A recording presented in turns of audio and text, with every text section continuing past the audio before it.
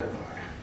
And I don't think we have done such a merit that God should take special care of us. Why should He?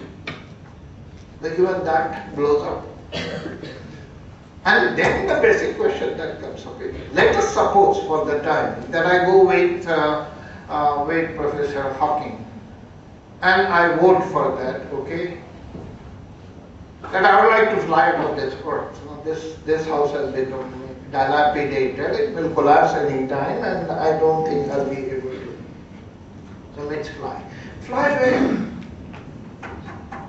And that is the question which I asked, and I suppose Satish should be in a position to show it. Would you? I have that. I don't know where. Already fitted it into that. No, not this. That will come in there. Where do we go? That is where it's supposed to be. PTs, which is having so many pictures. It's, if we have to leave the earth, we see the pathetic condition. This is the earth, which is as though sending us in a rocket out. A part of its own body is also going with it. We see that. It has only one eye, the other eye has gone from that. Okay, the next. If we are required to leave the earth because we will have destroyed the earthly life supporting system, where can we go? We may establish colonies on those other planets in the solar system. First answer. What options do we have there? You can take a seat there if you want. What options do we have?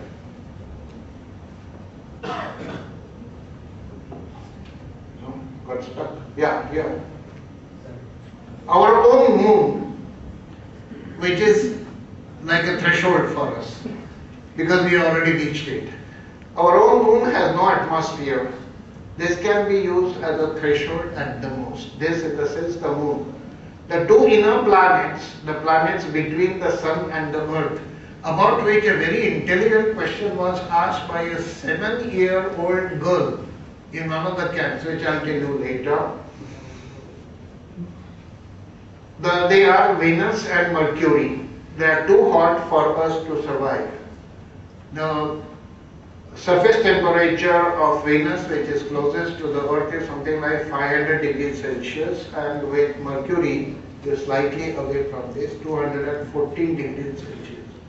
Which you can't even imagine. You can't imagine of many of the things of the Earth will melt in that. They are too hot for us to survive. Okay, the thing beyond. Beyond the Earth, we have Mars. And all our hopes, or probably the hopes of Professor Hawking, are concentrated on that. And many of the students who read these science magazines and then they come out with the question, why not colonize Mars? And I said, yes, my dear sir, you better go there. And Mars is waiting for you with both hands spread and saying, come my children, I welcome you here. The atmosphere in Mars is much thinner. We don't have any idea as to whether it contains any oxygen. And if it does contain, what percentage? The oxygen required for your life is 21% of the total atmosphere. We have it here. It has been so for a pretty long time. And now the next question is, go beyond Mars. I hope you know there's a huge void in which bits of fragments of a huge planet that existed once upon a time, by what it broke out we do not know, but its pieces, which are called as asteroids, they are moving in that. They are also orbiting the sun. They cannot be used because maybe some of them are as big as this hall. Second, many thousand pieces of an erstwhile big planet orbiting around the sun, they are not. Now think of going beyond. There is such a huge void, and we have the largest planet therein, namely the Jupiter. Jupiter, maybe some of you know, and I know most of you would not be knowing, is not solid. Major part of it is gaseous. So you don't have any place to keep your foot on. And I don't know how deep you go inside. And 2 is the largest planet, please understand. Necessarily, the gravitational pull will not permit you to move from one place once you are stationed there. Further, the temperature is something like 200 degrees below 0. It's out of question.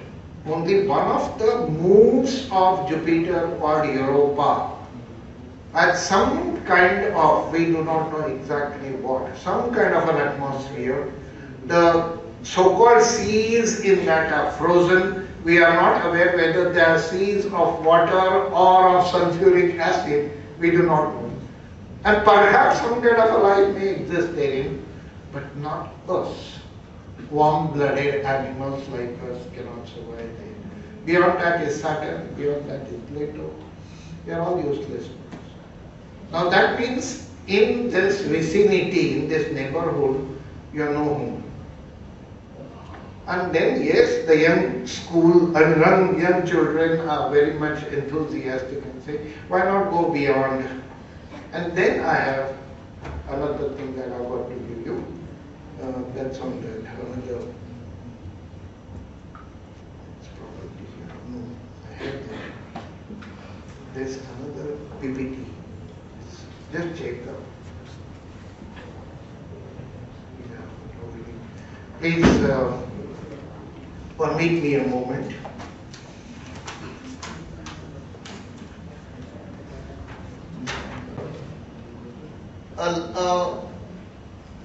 Alpha Centauri, which is at a distance of just 4.2 light years. Now this makes it so easy to talk about.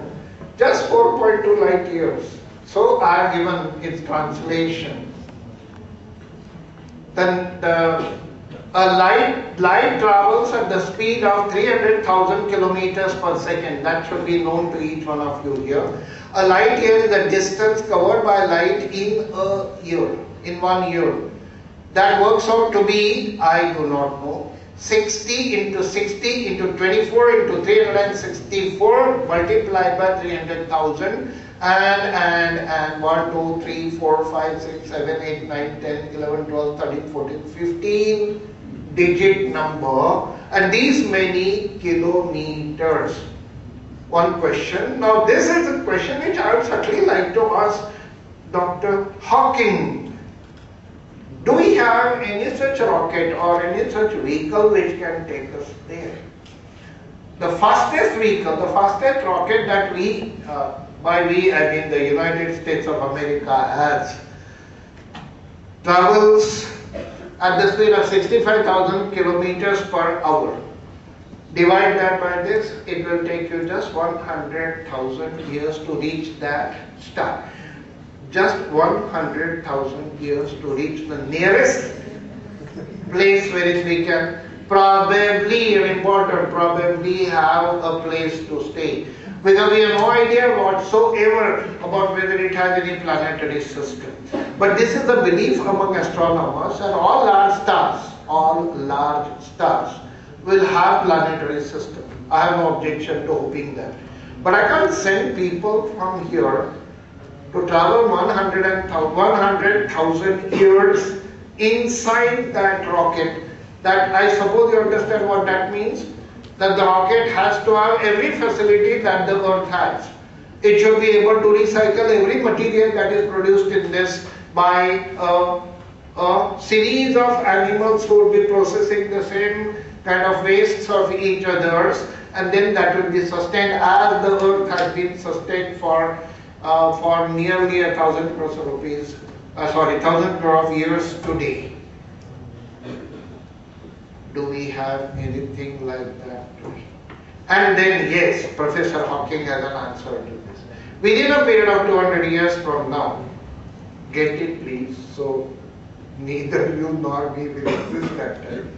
Within a period of 200 years, we will learn the trick of time travel. Now I suppose that you understand, some of you must be reading science fictions. Time travel is when you travel in such a fantastic speed, even the time is squeezed. And therefore, inside the rocket, which will be taking you close to the speed of light, we don't expect any living being to travel at the speed of light, but even 1/10th of it, let us suppose. For them, the time is squeezed. When they are spending a day, it will be some 600, 700,000 years on the earth. We are traveling at a slow speed, and therefore the time for us is very long. Ultimate speed of time, as we believe in physics today, that any matter can sustain is the speed of light. Beyond that, if anything, any matter ever travels, I do not know what will happen.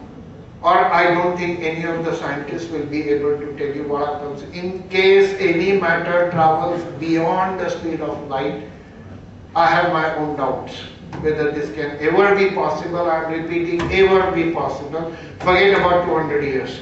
And Professor Hawking doesn't come up with any argument whatsoever as to what is the process by which the people are going to reach there. That speed of, which is close to the speed of light.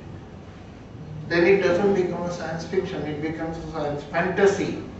Please mark the difference. A science fantasy is not based on scientific arguments. A science fiction is based on scientific arguments. Like, for example, what Arthur C. Clarke writes or Larry Niven writes. These are science fictions. They take the existing technology and then extend it in their own imagination over 200, 500, 600 years, and then write about what kind of things will happen there. Unlike this, H.G. Wells